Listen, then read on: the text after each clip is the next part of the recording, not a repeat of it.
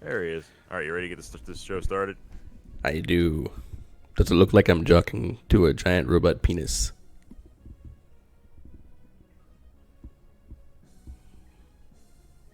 Medium size. Big Mac. I need to push it down a little bit so the jokes will land.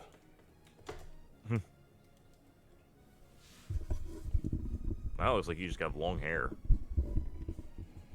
That's my, that was my former Native American nickname. Long hair? Long hair. Yeah. And then it all fell out. Then it was no hair. And they became Jack Rabbit. Or it never grows back. Sits by water, hopes for hair. Reflection at noon. Kills ants with skull.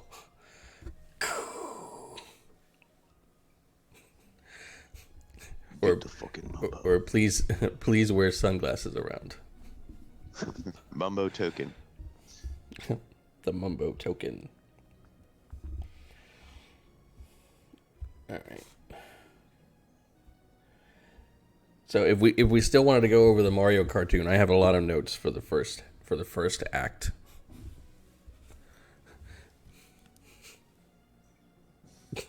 Ready? Yeah, check that out. Yeah, go for it.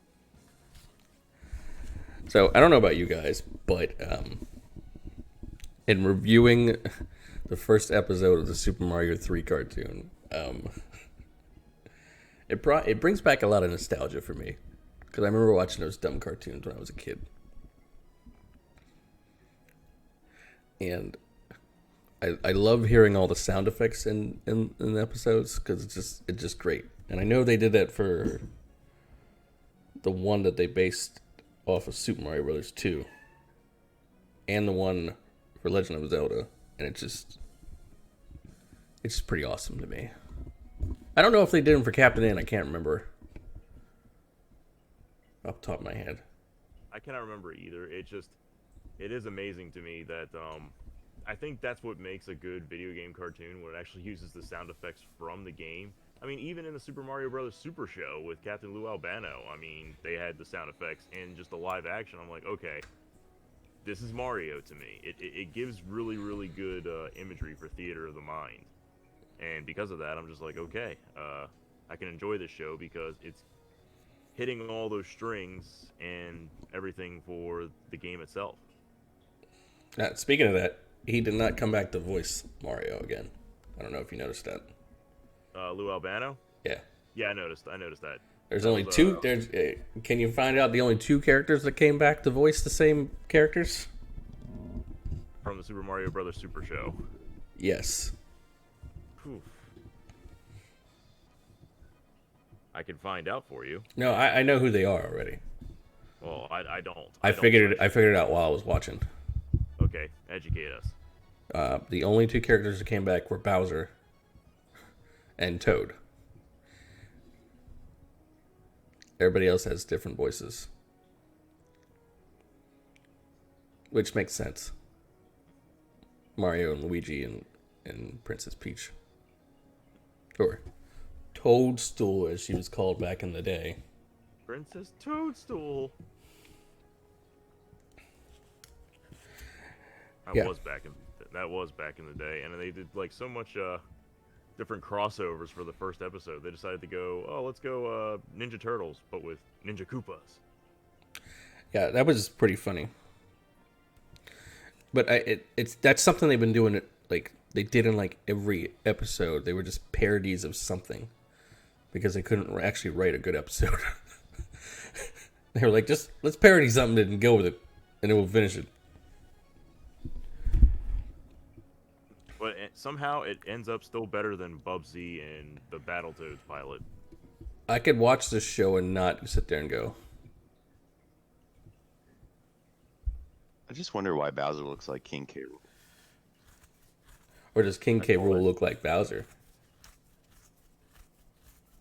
Yeah, which one came first? Because King K. Rool. It's Which so one weird came seeing first, Bowser- the rule or the bow?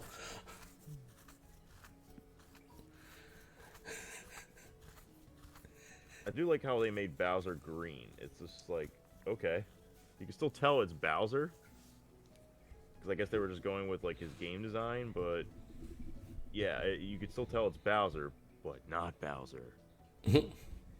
It's so cool. Somebody actually like made like fan art of that Bowser as King Koopa in the style of modern Bowser. Like they gave him like the side profile and crossing his arms and just staring at the camera with a menacing look.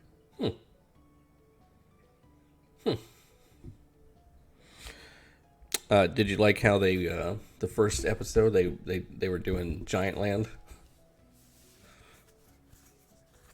I didn't even pick up on that. You but didn't that's, even pick up on that, and they explained why like they turned them into weird animals for the game. Oh, because they use the freaking like wand. Yeah, this is like the intro Yeah, to the actual game. yeah, the intro to the actual game. But I think they use the wand for every level. Where like one thing he's like a dog, and the other one he's just like a poodle or something like that. The It's just dog like, is oh, a yeah, poodle. Yeah, we're just gonna use that as a. Oh, of course. We're just gonna use that Sounds like as a. Sounds like a secret code in a game. The dog is a poodle.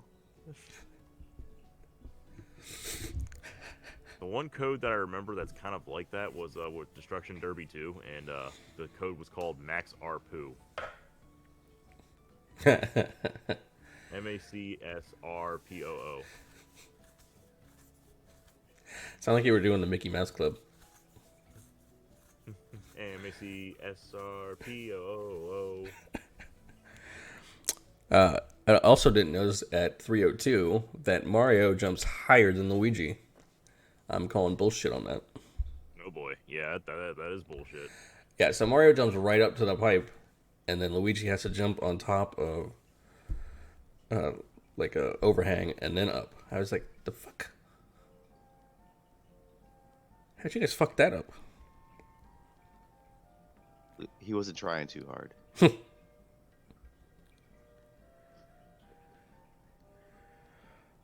because it's like the attention to detail. They get all these other details right about the game, and then they're just like, well, Mario jumping higher than Luigi? Bullshit.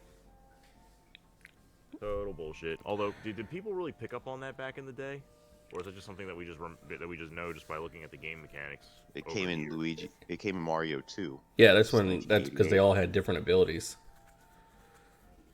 Because if you remember, Peach could float. Toad, I don't know what Toad did. He was strong. He could hump out some turnips. Ah, I was gonna guess that, but I was like, why is he? What was he strong for? What was he doing? Just pulling up plantage. Pulling up planage and digging. Mario Luigi 2, jumped higher. the game made from Doki Doki Panic. And that was 2 years before the Mario series went. Well, this Mario series. That's right. I did notice some flubs.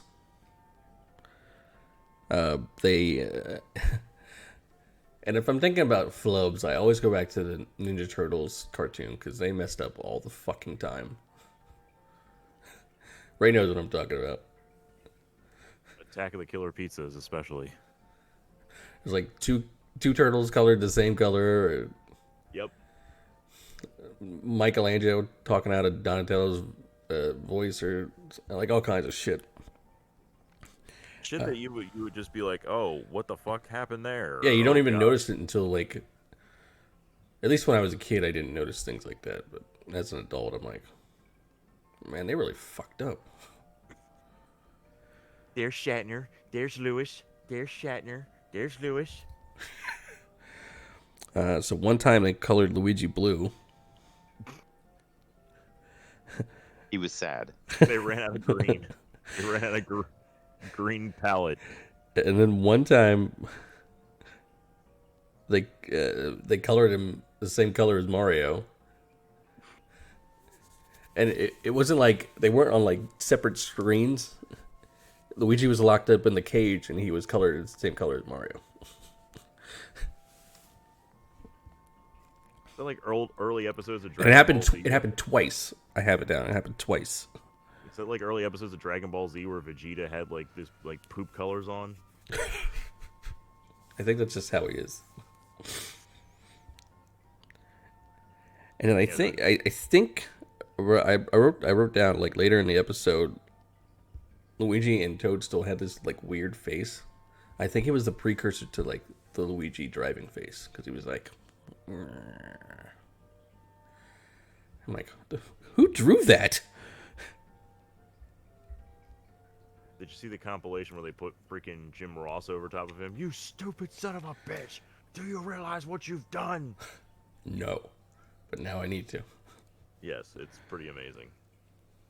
Yeah, there's just a compilation of memes over top of Luigi's driving face, and they're all fantastic. And the last thing we're gonna talk about is that fucking ninja song. Because every single cartoon episode with ninjas has to have a ninja song. Of course they do. Yeah.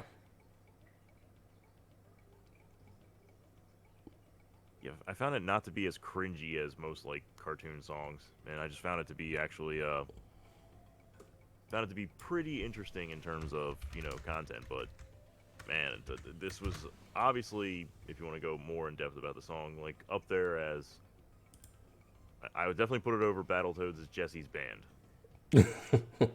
Well, the funny thing is that I think every episode has a song, and now I'm kind of excited to hear all the songs.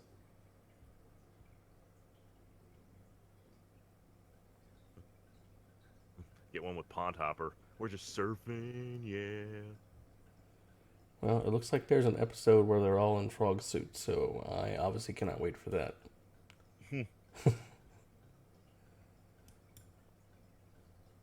Oh yeah, here it is. I was looking for it. They have the songs listed on the side. I want you guys to know that the song is called Ninja Man. And it's so funny. It says, you're a head-banded, sweat-banded, underhanded ninja man. Tough talking, fast-walking, Koopa stalking ninja man.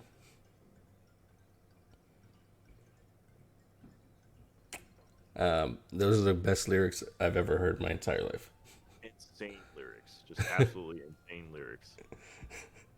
Ninja Man, does whatever ninja can. Is that now a reference to Mario's original name, Jumpman? Ninja Man. I guess it is now. They pay attention to some detail. Somewhat. Well, they changed his name away from Jumpman after the creator got mugged. I ain't gonna get no jumped again.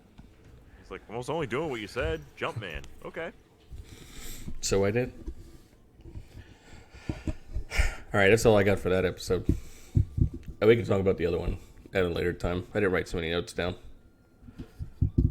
Yeah, let's just say video games have come full circle when they take place in the White House, and now they take place in the White House again with Guilty Gear Strive. And Bill Clinton, who infamously said, with a Guilty Gear ad, kill your friends, guilt-free. What is up with the violence in these games? Bill Clinton is now in Guilty Gear Strive. That's great. Yeah, if you like turn the camera around, they put his portrait in the White House. Awesome. Wishful thinking. All right, what do we want to hammer through next? Let's say, I believe Mr. Tangzilla over there is playing the Eldin Ring. Oh yeah, give us our thoughts, because I think it's just like all the other Dark Souls games, and I'm not interested at all. Well, okay, so Here's why, before you get started. Only because I see everybody streaming the fuck out of it, and there is like this big thing, like, oh, I can't wait till it comes out. I'm so excited. I only play Dark Souls when I stream on Twitch. Oh, I can't wait. It's coming out. Here it comes. And I was just like, I haven't even heard of this thing until you guys said something, so I must be out of the loop or just not care. There we go. I didn't Well, know, to be I did fair, not know Louis Anderson played Souls games. well, he doesn't because he's dead. Too soon, Ray. That was a spot-on Louis Anderson impression you just did right there. I didn't even realize I was doing it. I'm Louis Anderson. Hey, he's my cousin.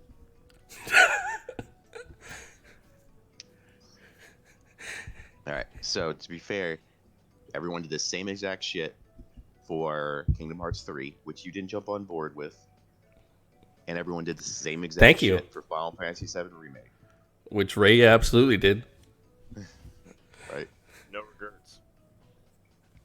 With no regrets. So sometimes the hype train has some hype behind it. Sometimes it's completely created by the media, and created by the advertising machine Which is true. of it to generate more sales because they know it works. However, Elden Ring, not a lot of advertising budget. FromSoft, believe it or not that big of a company. Number 2, I don't really like Souls games that much. I've played them a little bit, but I could never get into them. It was never enough to grab me to keep me coming back. It was always like, oh, this is interesting to play for an hour. But I wasn't like, oh, I gotta get back to it. So they took that whole formula, and this is literally like, okay, you like Dark Souls-y combat and progression, but we're gonna marry this with a open world RPG, and we're gonna marry the shit out of it with like all these other aspects, the exploration of an MMO or Fallout 4. Like, there's just so many comparisons you could make to things that you were super into. Dragon's Age, Fallout, you're crafting, you're exploring, there's all this shit. It's actually a pretty relaxing game for the most part until you put yourself into the shit. Like Dark Souls is not. Dark Souls is like you play with a pretzel up your ass the whole time. I was gonna say, isn't it like constantly just shit after shit after shit? Well, Yeah, I but think the honest trailer said that it's like constantly waterboarding yourself. Oh yeah. So in Ring, you just ride around on a horse. You can level up some. You go find shit. You find secret caves. You find this, find that. You find different events during different times of days. Optional boss fights. Optional dungeons. It's just this craziness. And of course, not being a Dark Souls fan myself, I was skeptical. But I'm like, shit, damn thing sold over 15 million units. I like open world games. They are fun. So since I know I like open world games, I know it's doing crazy well, and I know that there are people that I actually follow, and I like a lot of the same games as them that like it. I was like, all right. So since then, I've put in about 15 to 20 hours across a couple weeks, and that's a lot for me. I was gonna say that was a lot for you in a couple weeks. I wanted to point out to the listeners that's a lot for Tang as a father of a newborn as well as a father of a 5-year-old. This is that's a lot for somebody to put in for a couple weeks. It's 15 hours. Good job. Yeah, I mean, being on vacation helped because I played a little bit there, and I've played it now with both mouse and keyboard and with controller functionality because I played it on PC. It works great both ways. Because my controller I brought wasn't working. And so it's definitely like if you are new to the FromSoft formula, or you're not really into the FromSoft formula, but they keep being successful. Maybe it's because you don't like being waterboarded all the time, right? There's a lot of things. Yeah, there's a lot of inspirations they clearly took. This game is. I would never personally say this is my favorite game of all time. There are probably people saying that already. I wouldn't say that, mainly because the medieval fantasy aesthetic only does so much for me. But that's more of a personal thing. And the fact that I'm not even that big on that aesthetic that much right now, and I'm still playing it, probably should lend some credence to how good it is. But as a game, from a perspective of someone who almost went into making games, this game is a masterclass. It is insane, the level of polish and detail and thought that went into this game, from the enemies that show up at different times, the day and night cycle. It looks like it's a randomly generated map, but it's not. Like, usually when they do these big worlds, they do it by creating a procedurally generated map, because it makes it a lot easier to like put in parameters, let the computer generate a map. Minecraft does it. A whole bunch of other games did it. And there are some that maybe they don't procedurally generate every time they start up, but they procedurally generate the map to start. This thing feels like it was handcrafted from one pole to the other. There's just too many nooks and crannies of secrets that are super intentional for you to think that they did this shit randomly.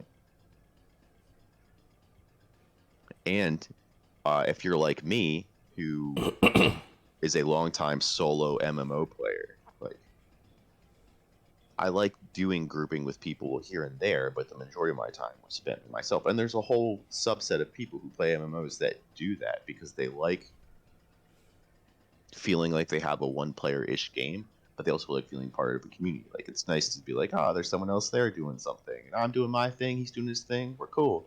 It's like a shared world, just like this world, right? If you're going down a dark road at night driving and there's no other cars, it's a lot creepier of a road than if there's other cars, even though you're going to have no interaction with the other person in the other car. You just have the shared world feeling. That's the idea of solo MMO. This game is not an MMO, but it feels like a solo MMO because you constantly see the shades of other people in the world doing what they were doing. So you'll go into a town, and maybe you'll start a fight, maybe you won't, maybe you'll sneak around and be Ninja Man. But you'll see specters of other people playing the game at that time. Maybe they're running through the middle of town because they're in a fight. Maybe they're in the grass crawling.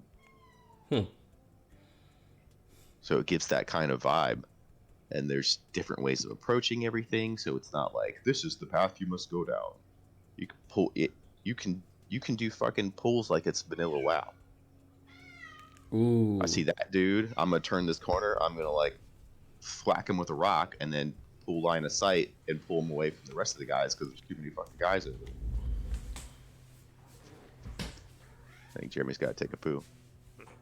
Like throwing a rock at Neo or something like that. But the big Yeah. thing, the big thing that I'm really happy about this game, because it's eventually on my to-play list, is Elden Ring eventually. But I am just so happy that a game sold as well as it did with no DLC at launch. I don't even think it had a day one patch. And obviously no MTXs, no microtransactions, no nothing whatsoever. Here is a fucking masterpiece of a fucking game. Go out, play it, buy it. We might make available day one. Yep. No time gating, no pre-order, like just straight up. Here's everything we put into it. Buy the game. Yeah, that is nice.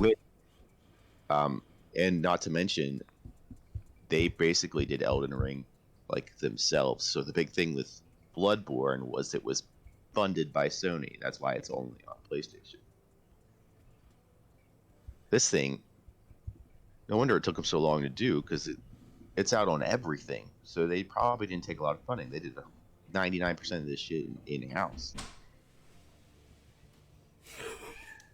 So that was what we talked about last time, that kind of switch in how is this going to impact the games industry when people have looked at monetization of games in a way of like, well, it doesn't matter how good the game is, the only way to make money is to microtransaction or to add a DLC or pre-planned DLC. And the people you do get, you get to pay more. Well, then here's this game that has none of that. Everyone raves about not having it. And this 2 weeks ago was at 15 million units. It's probably higher now. I mean, that's outselling Call of Duty. It's outselling all the Resident Evil games, remakes. Like, all the big releases you can think of in the last 2 years, Eldin Ring is outselling that. Because it's actually a fucking video game that has polish, that just said, no, to hell with day one patches, to hell with everything like that. We get one launch of a game, we gotta get this right. And for the most part, they did, minus a few hiccups on PC, but I guess your mileage may vary. How's your performance on that? I get some stuttering, but it's not game breaking. No. Like, nothing like super game breaking. That's pretty much the general basis, is there's nothing like what the fuck is going on with my video game? Or like, oh my god, this is making my eyes bleed, the freaking variable frame rates. Yeah, it's Dark Souls Breath of the Wild. Yeah, well, plus a game can't be perfect. No. Like, Especially they're gonna miss something. As that big and that ambitious, for them to get as this close to being perfect as it is like I said, it's a masterpiece. It's insane. Yeah. Just from everybody streaming it, I could just tell, I'm like, god damn, this is like a special fucking video game. It is super duper ambitious. You haven't completely swayed me yet, but He's getting like there. you have to take the fact that like don't get into Dark Souls out of it. The only reason Dark Souls people are playing it is 2 reasons: because it's from FromSoft, and it has a stamina bar. That's it. And we've played tons of games with stamina bars. I could argue Neo is better. I played way more Neo than I did Dark Souls. I think Neo was the first time I played a Dark Souls game. Or Souls-like. Yeah. Neo was fun. Well, remember, Souls-like is actually a derivative. It's a 3D version of a Metroidvania. They took a lot of inspiration from Super Metroid to create Souls-likes. That's true. The whole And even accessing saying, new areas and shortcuts and all that. And Souls games are pretty much, NES difficulty with quality of life improvements. It's like, yeah, you just died from this boss and everything like that, but, save point was right there. You just grab your shit, try again. Yeah, there's a death penalty, but you can... So that the idea that you lose your currency makes death feel more impactful, even if you don't lose progress. So it's a nice balance. Especially since, like, later on, you can just get that currency back if you lose it pretty quickly. Yeah, you get your horse so quick in Elden Ring that it transforms the game. That's always good. Yeah, if you know where to get it, which doesn't take a genius, it's not like hidden. There's a procedure of events to trigger the event that gets you the horse. If you know where to get it, you can get it in like 5 minutes. If you don't know where you're going, you're going to get it within the first hour or 2 of playing, just from randomly walking around.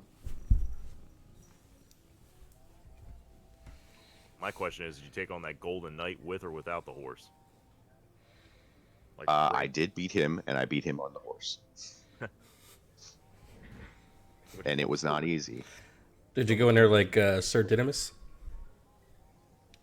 I've only beaten 2 I don't know, bosses. conquer this mountain? I spent most of my time in open world. It's just running around being an asshole.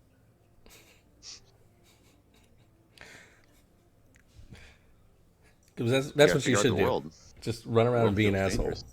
Yeah, that's right. That's why you like open world games. You don't have to go down the prescribed path. Sometimes you want to play the game but not be in the shit. That's only available to you in like so many games. Open worlds and MMOs, really.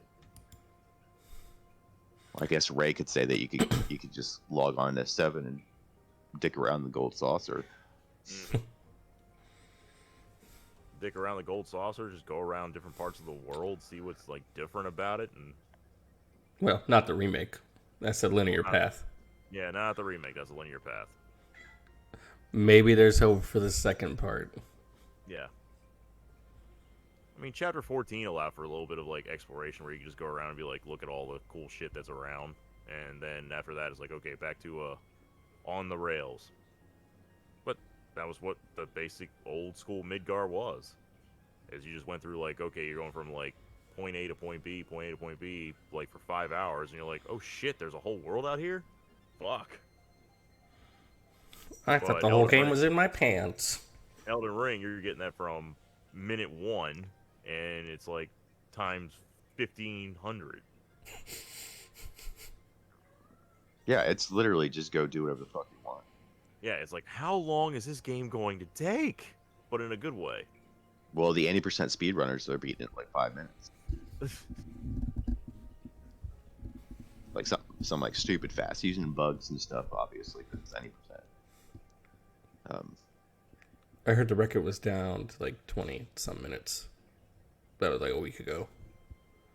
It's Where probably they do this weird glitch where they like fly to other parts of the world and stuff. always something. Yeah, somebody found a way to skip the ladder in MGS3, which up until I played Skies of Arcadia, I saw that actually. Yeah, other than Skies of Arcadia, I thought that was the biggest ladder I've ever climbed in a video game. Because they literally were they were playing boss music while you were climbing it, so they knew it was like, yeah, we put this ladder like this on purpose. Enjoy. Since Hideo Kojima is like one of the original video game developer trolls. I mean, it's an easy asset to make. So you just oh, how big is it? He keeps going and going. How big is it? Yes. That stupid gamer. He'll never finish this ladder.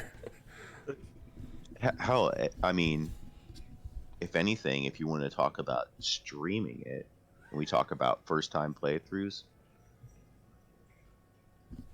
you can literally say like, non-Dark Souls fan plays Elden Ring for the first time. Like, it might be pretty funny. Ooh. Well, it's a lot more interesting than watching just another fucking dingus. I love Dark Souls. It's so hard. I feel really accomplished when I beat it. Another dingus. Guess what, guys? I'm playing the newest Dark Souls game. It's like, yeah, that's the fucking point. You're not like king of the world because you did. A whole bunch of other people did too. It's difficult. 15 million and counting. But it's difficult in a way that guides you to getting better. It's not just soul crushing. That's why it's so good. There are other games that are hard that suck, right? The point is, it's progressive overload of difficulty. It gets you better, but it never holds your hand. That's kind of the magic of it. But you know, the people that fucking hang their hat on that shit. They're just like, no, I'm a Dark Souls player. You don't even know. Hard things are nothing to me. I'm a Dark Souls player. And then I always ask, well, have you played any regular Nintendo games? Ever? No, yeah. I only play Dark Souls. Play Mega Man 1 through 3, motherfucker. Tell me what happens when you die. Oh, you gotta start all over again? Mega Man 3, the first Nintendo game that I remember beating. I beat it when I was, I don't know, 9, 10, 8, something. I don't remember. Always remember, you know who the first person you go after in Mega Man 3 is, right? No, I don't remember. Is it Metal Man? Nope. Nah, he was 2. It's Neku Man. You're right. Oh, it's a Snake Man. So yeah, non-Dark Souls streamer plays Elden Ring. Could have a nice ring to it. Ha! Yeah. Maybe I'll download it. Give it a try. Something with a nice ring to it that was a welcome surprise was the announcement of Kingdom Hearts 4. Nice segue. I reacted to on our channel, and I was like, the first thing I noticed was like, oh my god, Sora has feet. He always had feet. And I'm just like, but he has normal size feet. They were just big shoes. My feet. The clown shoes do nothing. They were just big shoes, man. It's like, the vibes that I got from that trailer was just Peter Griffin when he got into the real world. Holy crap, I am freaking out. It's funny you say that, because I thought you were going to go Simpsons. Ooh, erotic cakes. I just felt like so bad for him, like on that. Yeah, he liked erotic cakes, but I'm like, man, he's in the real world now. He has no family, he has no friends or anything like that, and he just. It's not the real world. It just looks like the real world. It's some weird afterlife thing. I don't know. I gave up trying to follow the story. I gave up too. I didn't. Probably you guys probably know. I never beat 3. I stopped after San Francisco or whatever it's called from Big Hero 6. I just stopped. I was bored. I thought you were gonna stop after the Tangled world. That's like everybody's bane in that game. No, my bane is the fucking Frozen world. If I hear "Let It Go" one more fucking time in my life, I will stab myself in both eyeballs. They put that in there. They put that in there to cash out. We didn't need that world. That world sucks. Yes, you heard it here. Frozen sucks ass. Yeah, because the people are trying to like get to with the watch Frozen or anything like that. They may or may not play Kingdom Hearts. I can guarantee the large portion of your Frozen viewership, which is a big viewership, do not play Kingdom Hearts. Exactly. No. Little 4 or 5-year-olds. Well, yeah, didn't Frozen come out like 2013? Well, there's 2 movies. They're the top 2 highest grossing movies in Disney. Yeah, it was like 2013 or something, right? And Kingdom Hearts 3 came out in 2016, I want to say. 17? Maybe? So they would have been 9 by then. So maybe they put it in there to cash out on the kids. Like, there's a Frozen world. I want that game, Mom. Or Dad, or whatever. They may have gotten some, but Come here, buddy. the problem is Kingdom Hearts is an existing franchise that has a large following. When you reach that point, much like any MMO or another Souls game would do, what you do first is you focus on maintaining your player base. Exactly. And then maybe you add sprinkles of things to try to invite more people to experience it. So really what Kingdom Hearts really needed to do was mature. It needed to mature with the age of its players. And I want to go with the speculation on that. Maybe be a bit less about 20-year-old anxiety or 15-year-old anxiety. Who am I going to eat ice cream with? Well, yeah, going with that, like the image that I saw, everybody thinks it's a Star Wars world. You see the foot of a walker. Yeah, with the foot of an AT-AT. Yep. Well, I mean, it does look like KH4 is going to finally mature it.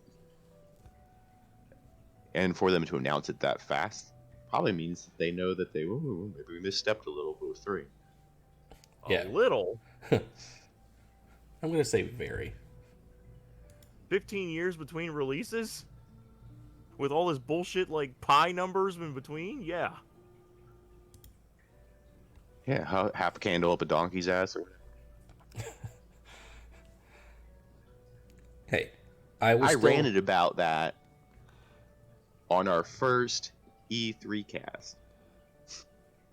Our first in person, our first time we were showed our faces on camera for that first E3.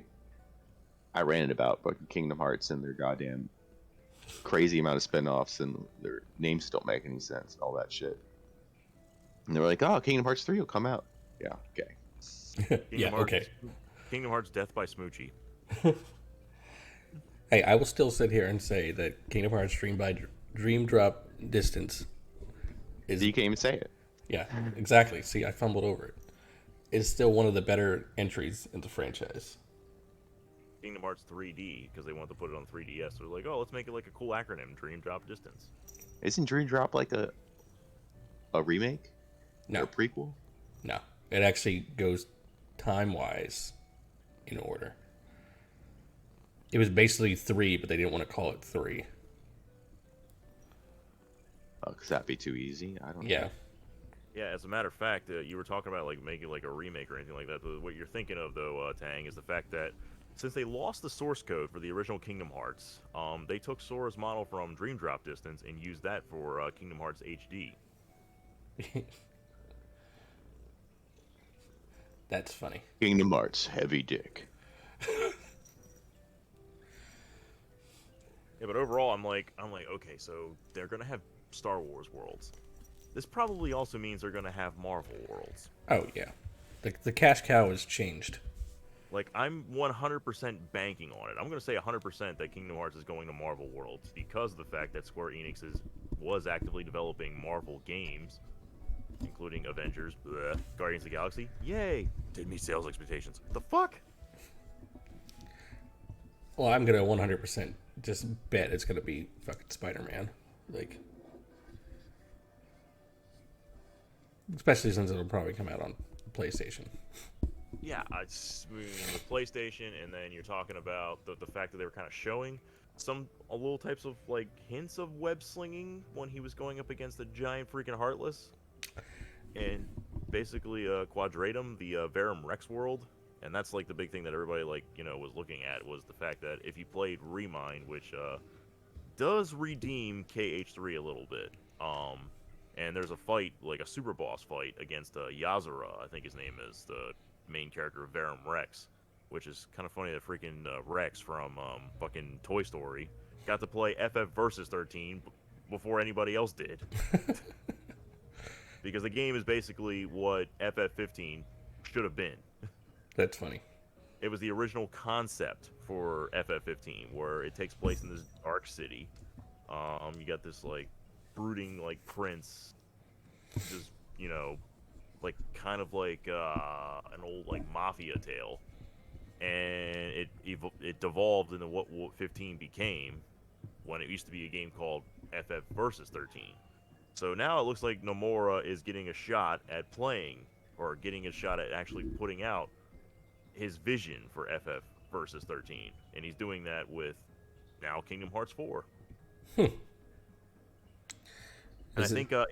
I think it's now been confirmed that the person who was talking to Donald and Goofy at the end of that trailer was Hades. I mean, obviously I couldn't tell because I've never heard Hades speak in Japan, but Does it sound like James Wood would sound in Japan? yeah, I mean Donald Duck obviously they got that down pretty well, but everybody else is like. I do think it's time for some new worlds. Like, I don't want to see another fucking Pirates world. No. I don't need another Toy Story world. Like, I don't need another Coliseum, Olympus Coliseum. Yeah, I don't need another Hercules world. Like, I know that some of these IPs are probably hard to use, but you got such a Robin Hood. Yeah, Robin Hood's on my to go. Obviously, I want a Darkwing stage. My God, how awesome would that be? A Goof Troop or Goofy movie type world. I mean, I guess they don't put Goof Troop on because Goofy's in the main cast anyway. But it would be cool. to see met his that. son or something like that. Yeah, and he's just like, "Oh yeah, that's right. I have a family. I'm supposed to be like this royal knight of the Disney Kingdom, but I actually have a family." That would make Max my royal son. Mm-hmm. Now, here we Maxie, you're a go. prince. And he's like, "I don't want to be a prince, Dad. I want to go out with Roxanne." See, if they put that song in there, it would be awesome. There's no Man. two. There's no two. Oh my god, just the fucking just the possibilities are endless if they were to like tap some Disney afternoon stuff. Tailspin, like fucking soar on a plane. I mean, there is hope since Disney has been. Man, that was a lot of innuendo in a sentence. They're gonna tap some Disney afternoon, fucking soar on a plane. You can't see me right now, but I'm spanking my mic. Nice. So funny. But yeah, there's some hope because Disney remade DuckTales, which is awesome if no one's watched it. And they brought in most of the Disney afternoon characters. So there's hope that we could see some of them in the new Kingdom Hearts. I hope so as well. Oh god, in X-Men animated series world. See, that's if they were cool. Yeah. Especially since new episodes of that are coming Disney out. Plus.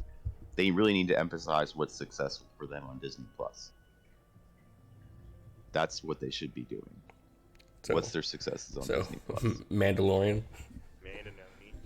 Mandalorian, Moon Knight. Moon Knight, highly successful right now. Yeah, I mean, you're gonna have more Disney elements in there because of that. So you're gonna have Encanto and things that got successful. Yeah, prepare your ass for that. There's been a lot of sex talk with you in the last 2 minutes. Yeah, that one was intentional. Well, fucking soar on a plane. Better prepare your ass for that. Okay, we'll do. Erection.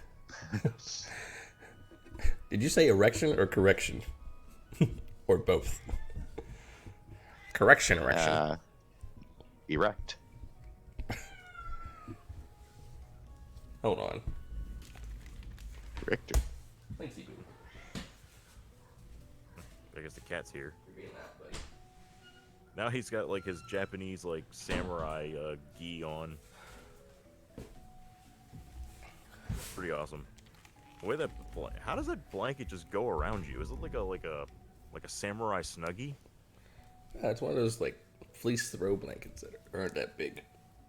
It definitely looks like you're 100% wearing it. It's just so intense, but intense. Yes. Going to different worlds in Kingdom Hearts 4, I think is going to be very interesting. The fact that you're going to put in Marvel and Disney characters and also Star Wars. It's like the possibilities are endless. Oh my god, could there be Sora goes to the Simpsons world? Sora goes to Springfield. It could happen. Heartless in Springfield. I'd only want to see that happen if they remade Hit and Run in the game, and that's all it was. And the first person they go after is Milhouse's dad. I'm blanking on his name right now. Like Hal Van Houten or something like that, because they make him heartless. You have to borrow a feeling. Sora's like, it's got your picture on it. Hey, well, all right, going back to the impact of Elden Ring on the gaming. So I just saw this that Nacon has announced the Studio Road Factor's newest title called Hell Is Us. Right? It's from the former Eidos Montreal art director, and who is Eidos still a company? Owned by Square Enix, yes. Oh yeah, owned by Square. And they worked on Deus Ex Human Revelation and concepts for Marvel's Guardians of the Galaxy game before they transitioned over. So it's described as an action adventure set in some country, blah blah blah. You can read that part for yourself.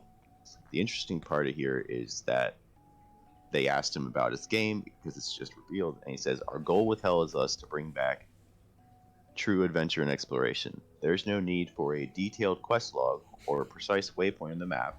We want players to feel the thrill of adventure, guided by their feelings and instincts. That is legitimately Elden Ring. That's There the you go. exact same concept. And that was probably something they could change pretty quickly on the way to development, where it was like, wait, this Elden Ring is going to be pretty fucking successful. Do they have waypoints? No. Do they have mission objectives? No. Well, if they already concepted an open world game with that type of combat, and then they see the success of Elden Ring, then they can be like, okay, well, we have narrative bits in there, but let's just take the rails off. Let people find those things. It's not that big of a change. It's way easier to undo it than it is to do it. So, I mean,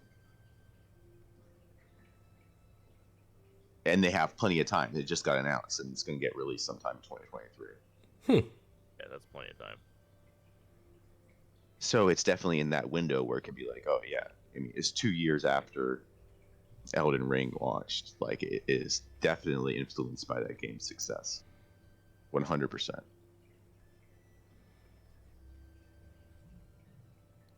My Elden Ring.